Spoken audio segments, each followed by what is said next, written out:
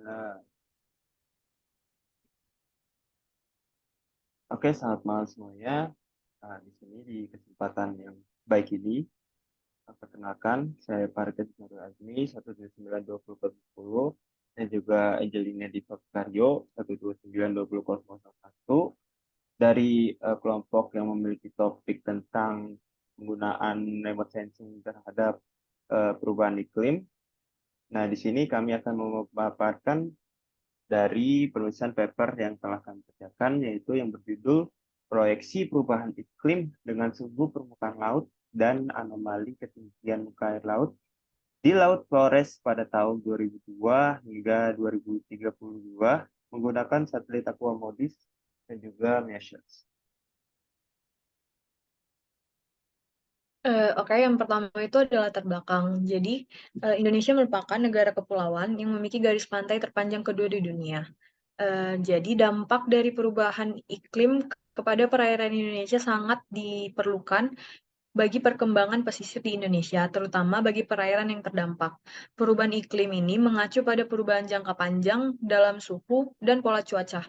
Pergeseran ini terjadi secara alami seperti melalui variasi siklus matahari.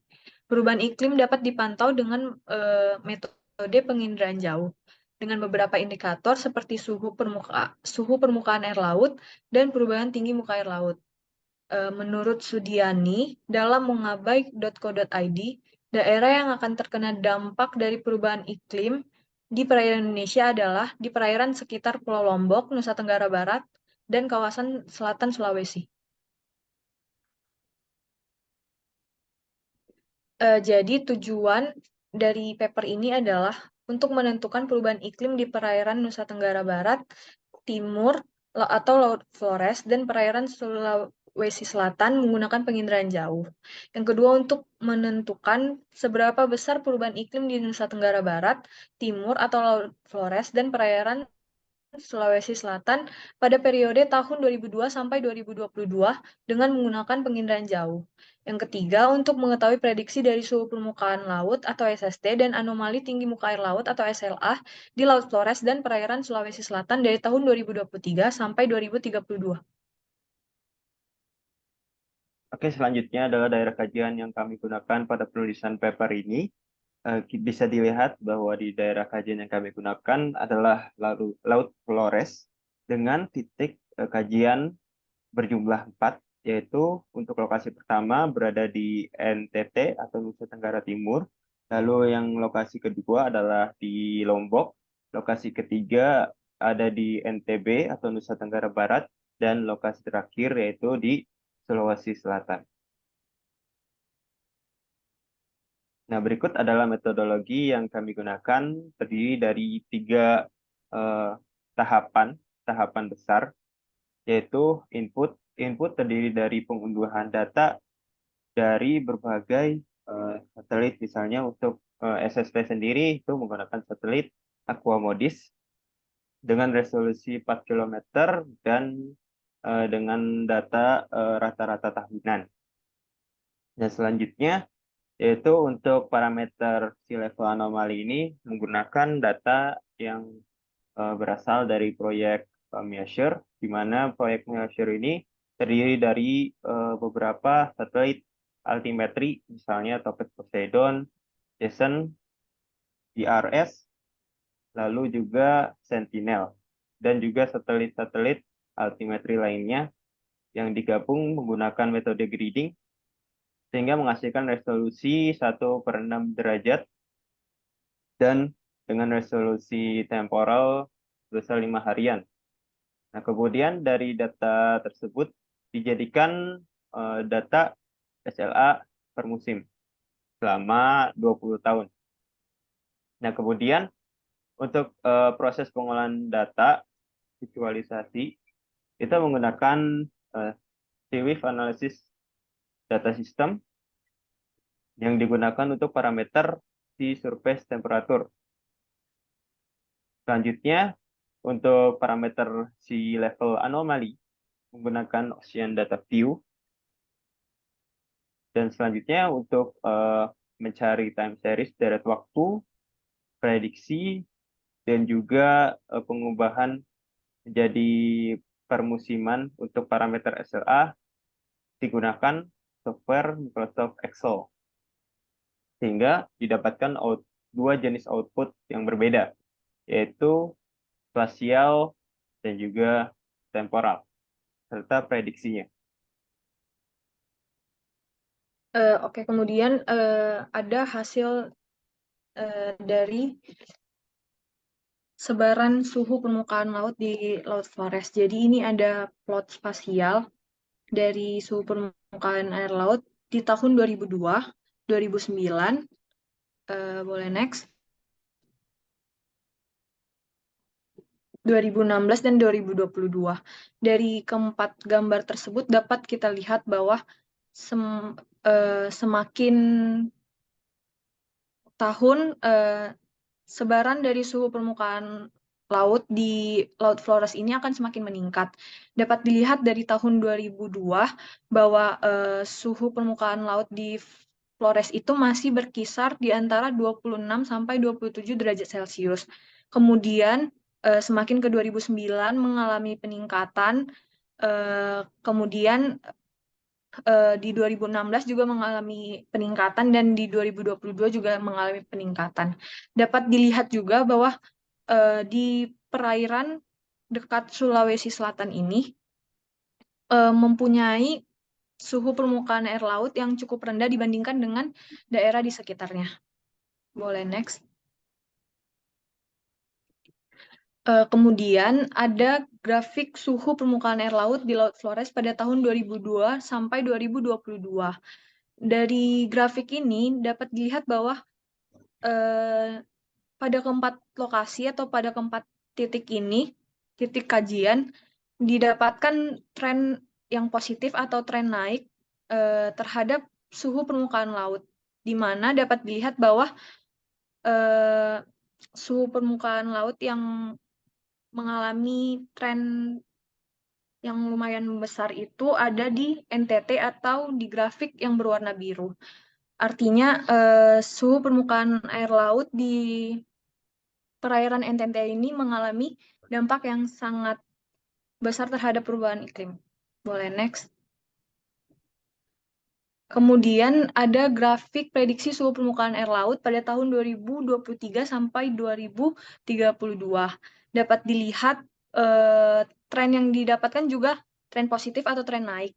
Dengan kenaikan yang signifikan itu pada perairan NTT juga yang grafik berwarna biru dengan koefisien 0,0464.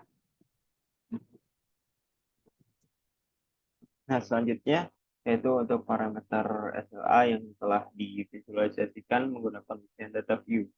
Nah, untuk grafik A sendiri itu merupakan data tahun 2002. Untuk yang B yaitu tahun 2009, yang C merupakan 2016, dan D merupakan data 2022. Dari grafik tersebut bisa terlihat dari plot A sampai D jadi kenaikan sea level anomali, di mana di sea level anomali di plot A itu memiliki nilai yang paling minimumnya hingga negatif 0,175 dan mengalami peningkatan di tahun 2022 hingga 0,225 meter. Nah, di daerah titik-titik kajian yang kita amati juga terjadi peningkatan, bisa dilihat dari perubahan warnanya dari tahun ke tahun.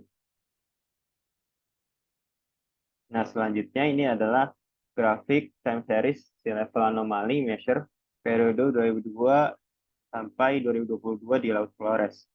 Nah, kita bisa lihat dari grafik time series tersebut bahwa terjadi peningkatan dari tahun ke tahun dengan ditandai adanya tren positif. Nah, tren positif ini juga ditandai dari koefisien regresi linearnya, di mana regresi linear dari tiap-tiap daerah kajian memiliki koefisien yang positif, sehingga dapat disimpulkan bahwa di 4 titik kajian tersebut mengalami tren positif, dan sehingga terjadi penambahan sea level anomali, di mana terjadi fenomena sea level rise akibat perubahan iklim. Dari 4 titik tersebut, wilayah yang paling terdampak yang paling parah adalah di kawasan Sulawesi Selatan dengan perubahan anomali sea level-nya yaitu sekitar 0,0021 meter tahun. Nah, selanjutnya dari persamaan regresi linear tersebut digunakan untuk memprediksikan nilai ke depannya dari tahun 2023 hingga 2032. Nah, berdasarkan grafik ini, di kawasan Sulawesi Selatan merupakan daerah yang paling terdampak akibat dari perubahan iklim. Bisa dilihat dari perubahan level anomalinya yang semakin meningkat dari tahun ke tahun dan juga paling besar daripada di titik kajian lain. Nah, hal ini tentu saja digunakan untuk pemetaan perubahan iklim. Tentunya perubahan iklim khususnya di sea level anomali ini sangat berdampak pada kondisi hidrodinamika di perairan tersebut, misalnya gelombang ataupun arus bahkan pasutnya. Dan juga akan berdampak pada aktivitas manusia di pesisir di Laut Flores, terutama di titik-titik kajian yang kami kaji. Nah, dari kesimpulan yang dapat disimpulkan dari paper ini menggunakan parameter A dan SST sebagai indikator perubahan iklim. Nah, di mana perubahan iklim ini disebabkan oleh dua faktor, yaitu ekspansi termal dan juga dari pencairan es.